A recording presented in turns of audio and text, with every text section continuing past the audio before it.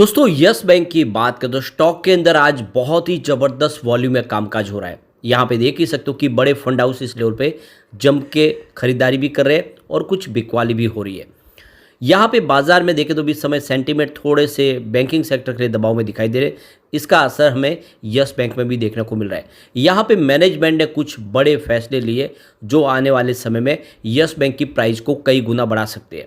अब आपको ये पता ही होगा कि 2018 के पहले स्टॉक की प्राइस 400 के आसपास थी। वो स्टॉक इस समय बहुत ही कम और कौड़ियों के भाव में मिल रहा है। क्या ये आने वाले समय में फिर से अपनी पुरानी हाई को टच कर सकता है, समझने की कोशिश करेंगे इस वीडियो के माध्यम से। यहाँ पे एक्सचेंज की तरफ से जो जानकारी मिली उसके हिसाब से इन्होंने अपने एम्प्लॉयज़ को बोनस के रूप में शेयर जारी कर दिए। लगातार कंपनी अपने एम्प्लॉयज़ को उनकी परफॉर्मेंस के आधार पर बोनस शेयर जरूर देती है। तो यहाँ पे इन सारी बातों को समझने की कोशिश करेंगे इस वीडियो के माध्यम से। लेकिन फ्रेंड, उससे पहले अगर आप पहली बार हमारे चैनल पे आए तो चैनल को सब्सक्राइब कर दीजिए, एक बेल आइकॉन दबा दीजिए ताकि जब भी नया वीडियो बने पहला नोटिफिकेशन आपको मिले। वीडियो पसंद आए तो लाइक शेयर जरूर कीजिए। चलो फ्रेंड्स, वीडियो स्टार्ट करते हैं। मैं हूँ आपका दोस्त एस बी दवे और हमारे अपने चैनल ऑनलाइन कमाई में आपका बहुत बहुत स्वागत है। तो अभी लगभग 2 बजे के आसपास का टाइम है। बीएसई सेंसेक्स रिकवर कर गया है। गिरावट के बाद में देखें तो कुछ अच्छी तेज़ी देखने को मिल रही है। 72,826 के स्तर पे 183 पॉइंट की तेज़ी यानी 0.25% अपर है बीएसई सेंसेक्स। जबकि सुबह बाजार में जो शुरुआत है वो देखें तो लगभग 100 पॉइंट की गिरावट के साथ हुई थी। तो रिकवरी हो रही है, लेकिन अभी फिलहाल देखें तो बैंकिंग शेयरों में रिकवरी इतनी नहीं हुई है। अभी निफ्टी बैंक ग्रीन हो चुका है 46,605 के स्तर पे, मात्र 11 पॉइंट की तेजी यानी 0.024% अपर है। लेकिन निफ्टी प्राइवेट बैंक अभी भी रेड है। देख सकते हो कि 23,316 के स्तर पे यहाँ पे 6 पॉइंट की गिरावट है यानी 0.028% अभी डाउन है निफ्टी प्राइवेट बैंक। लेकिन हो सकता है कि ये भी अभी थोड़ी समय में ग्रीन हो जाए।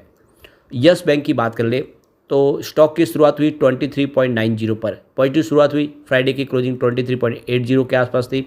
इंट्राडे में 24.10 का हाई भी बन गया, लेकिन जैसे बाजार में दबाव देखने को मिला और प्रॉफिट बुकिंग यहाँ पे हावी होगी तो जो लो बना वो 23.25 का है। इस समय स्टॉक 23.70 के आसपास ट्रेड कर रहा है, जहाँ पे 0.42% की गिरावट है, लगभग आधा % के आसपास की गिरावट है। वॉल्यूम देखें तो पिछले 1 महीने पहले इसका 40 करोड़ का वॉल्यूम था। 13 करोड़ की डिलीवरी उठाई गई। 1 वीक पहले 49 करोड़ का वॉल्यूम हुआ। 12 करोड़ की डिलीवरी उठाई गई और फ्राइडे को 60 करोड़ का वॉल्यूम हुआ था। 10 करोड़ का डिलीवरी बेस काम हुआ। आज अभी देख सकते हो कि लगभग 1:30 बजे के आसपास 21 करोड़ का वॉल्यूम हो चुका है। पूरे बाजार में वॉल्यूम के मामले में यस बैंक नंबर 1 पे है। तो ज़बरदस्त वॉल्यूम में कामकाज हो रहा है। अब इंट्राडे का लो 23.25 का और हाई 24 का है। 52 वीक का लो यहाँ पे 14 रुपीज़ है, लेकिन हाई 32 का है। तो अब देख सकते हो कि ऊपर के लेवल से स्टॉक काफ़ी ज़्यादा करेक्ट भी हो चुका है। आप देख सकते हो कि लगभग ये अभी स्टॉक ऊपर के लेवल से आपको 8 रुपये नीचे दिखाई देगा। और ये भी आप समझते ऑल टाइम लो रेंज है वो 5 रुपीज़ के आसपास है और हाई 404 के जो 2018 के समय बनी थी। इसकी परफॉर्मेंस को देखें तो 11 मार्च को स्टॉक 23.65 के आसपास था, जहाँ पे 0.8% की गिरावट हुई। 12 मार्च को अगर देखें तो स्टॉक 22.85 के आसपास है, जहाँ पे 3.4% की फिर गिरावट हुई। और 13 मार्च को जब बाजार पूरी तरह से क्रैश कर गया, सभी स्टॉक नीचे आए, इसमें भी भारी गिरावट हुई। स्टॉक 20.95 पर पहुँच गया 8.3% की गिरावट के साथ। अच्छी बात ये रही कि 20 के स्तर को इसने नहीं तोड़ा और इसीलिए इसको एक बाउंस बैक देखने को मिला ज़बरदस्त 14 मार्च को, जब स्टॉक फिर से 23.45 पर पहुंच गया 11.9% की बम्पर तेज़ी के साथ, यानी 12% की शानदार तेज़ी बनी। अब यहाँ पे 15 मार्च को फिर से एक अच्छी तेज़ी बनी। स्टॉक 23.80 के आसपास आया, जहाँ पे 1.5% की तेज़ी बनी। और ये देख सकते हो कि 13-14% की बड़ी तेज़ी के साथ यहाँ पे कुछ प्रॉफिट बुकिंग देखने को मिल रही है। अब यहाँ पे जो अपडेट निकल के आ रही है, यस बैंक ने अपने एम्प्लॉयज़ को बोनस शेयर जारी किए जिसकी फेस वैल्यू 2 रुपीज़ है। तो ये 17,88,312 जो शेयर है ये जारी किए गए अपने एम्प्लॉयज़ को लिए, उन एम्प्लॉयज़ के लिए जो ये देखते हो कि ESOP 2020 प्लान के तहत इनको शेयर जारी किए गए।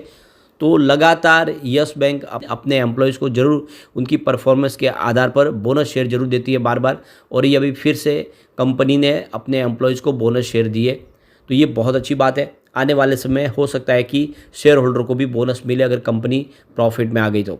अब इसके बीच में एक जो बड़ी अपडेट और निकल के आ रही है, यस बैंक की नज़र माइक्रो फाइनेंस कारोबार पर भी है और कंपनी इसके लिए कुछ ऐसी ही कंपनियों की तरफ तलाश में है। तो देख सकते हो कि यस बैंक की जो नज़र है वो माइक्रो फाइनेंस कारोबार पर है। बैंक ने संकेत दिए कि फाइनेंशियल ईयर 2025 में वो इस नए सेगमेंट में उतर सकते हैं। बैंक लगातार किसी माइक्रो फाइनेंस इंस्टीट्यूशन के अधिग्रहण की विकल्प की तलाश कर रहा है। हालांकि बैंक ने कारोबार में उतरने के लिए दूसरे विकल्प भी खुले रखे हैं, जिस पर अगले फाइनेंशियल ईयर में फैसला हो सकता है। यस बैंक के एमडी और सीईओ प्रशांत कुमार ने एक कॉन्फ्रेंस में कहा है कि बैंक लगातार किसी माइक्रो फाइनेंस इंस्टीट्यूशन की तलाश में है, जिसे अधिग्रहण कर कारोबार को में उस नए कारोबार में उतरा जाए। हालांकि अभी फ़िलहाल इसके लिए कुछ और विकल्प भी तलाशे जा रहे हैं, लेकिन कंपनी अपने बिजनेस को बढ़ाने के लिए कोशिश करिए। Yes bank micro finance business में भी उतरना चाहते हैं।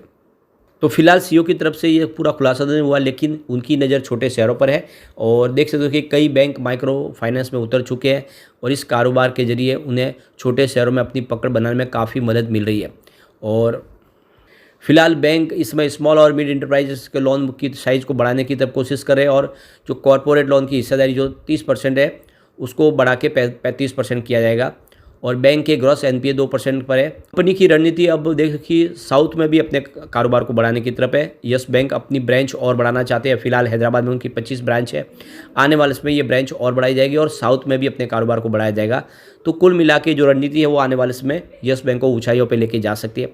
दूसरी तरफ देखें तो एक्सिस बैंक और यस बैंक ने मिलकर पेटीएम का जो पेलेटफॉर्म है उसको अपने पे लाइव कर लिया है, यानी अब पेटीएम की जो सर्विस है वो यस बैंक के माध्यम से अपने कस्टमर को दी जा रही है, जिसका फ़ायदा देखने को मिलेगा। तो पेटीएम का एक बड़ा कस्टमर बेस है जो यस बैंक को मिलता हुआ दिखाई देगा। यस बैंक आपको पता ही होगा कि डिजिटल ट्रांजैक्शन में हर 3 में से एक ट्रांजैक्शन यस बैंक के माध्यम से होता है, यानी मार्केट लीडर है वो, और ये एक इनका बहुत बड़ा अचीवमेंट है। अब कुछ बड़ी डील हुई, उन डील की तरफ चलते हैं। तो यहाँ पर सुबह 9:15 पर 23.70 की प्राइस से 12,54,000 शेयरों की एक शानदार खरीदारी हुई। उसके बाद 9:21 पर यहाँ पे देख सकते हो कि 24.05 की प्राइस से 42,45,000 शेयरों की एक बड़ी खरीदारी हुई। उसके बाद 9:31 पर 23.50 की प्राइस से 23,55,000 शेयरों की एक बिकवाली हुई। उसके बाद 9:44 पर 23.30 की प्राइस से 13,11,000 शेयरों की बिकवाली हुई। तो फिर देख सकते हो कि 9:44 पर 23.35 की प्राइस से 12,91,000 शेयरों की फिर से खरीदारी हुई। उसके बाद 10:10 पर 23.25 की प्राइस से 14,41,000 शेयरों की एक बिकवाली और हुई। उसके बाद 10:24 पर 23.65 की प्राइस से 12,87,000 शेयरों की एक बिकवाली और हुई। तो उसके बाद 1:29 पर 23.55 की प्राइस से 16,07,000 शेयरों की एक बड़ी खरीदारी हुई। तो फिलहाल दोनों तरफ का माहौल बना हुआ है, कुछ बिकवाली भी हो रही है, लेकिन बड़े फंड हाउस इस लेवल पे गिरावट का फायदा उठा के जम के खरीदारी भी कर रहे हैं और ये बहुत बड़ा शुभ संकेत है। अगर आप लॉन्ग टर्म इन्वेस्टर है तो यस बैंक में खरीदारी का बिल्कुल सही मौका है। अब एक बार पिवट लेवल के माध्यम से समझ लेते हैं गिरावट में कहाँ तक जा सकता है और तेजी बनी तो कहाँ तक जा सकता है। तो यहाँ से अगर गिरावट होती है तो 21 का पहला सपोर्ट है, ये सपोर्ट टूटा तो 19 तक स्टॉक जा सकता है और एक बार 19 के नीचे उतरा तो फिर गिरावट की संभावना बढ़ सकती है। फिर तीसरा सपोर्ट 17 के आसपास दिखाई दे रहा है। तो फिलहाल इसमें गिरावट का अगर बाजार में बड़ा माहौल बना तभी पॉसिबल है, वरना अभी फिलहाल स्टॉक इस लेवल पे खरीदारी के लिए बिल्कुल सही लग रहा है। पॉजिटिव माहौल बना तो 25 का फर्स्ट रेजिस्टेंस है, इसको पार करते ही 26 तक स्टॉक ज़्यादा वो दिखाई देगा और एक बार 26 को क्रॉस करेगा फिर 29 तक भी जा सकता है, यानी 30 तक वापस जाने की संभावना बन जाएगी। ऐसे में आप इस लेवल पे खरीदारी कर सकते हैं। यस बैंक बहुत मजबूत है और जिस तरह से एक के बाद एक रणनीति के तहत फैसले लिए जा रहे वो इसको बहुत ऊंचाई प्रदान कर सकते हैं। तो दाव लगाना चाहिए, लेकिन फ्रेंड कोई भी इन्वेस्टमेंट करने से पहले अपने फाइनेंशियल एडवाइजर वाले ले लें या अपना खुद का रिसर्च करें, क्योंकि मैंने वीडियो आपके एजुकेशनल पर्पज़ के लिए ही बनाया। वीडियो पसंद आए तो लाइक से जरूर कीजिए और चैनल को सब्सक्राइब कर दीजिए। Thank you friend.